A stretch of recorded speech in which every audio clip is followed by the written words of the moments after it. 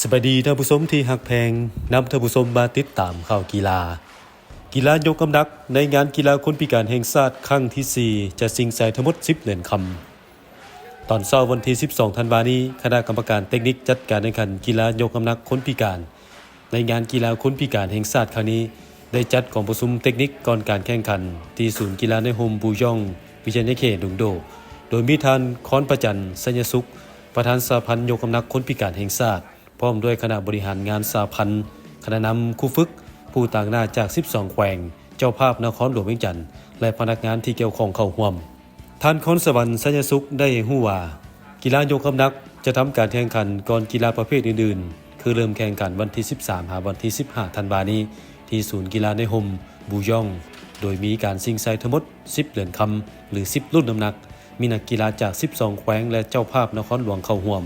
ประกอบมีแขวงสวรรณเขตจำปาสักเซกองอัตตปือคำมวนสารบันพงสาลีอุดมไซบริคำไซ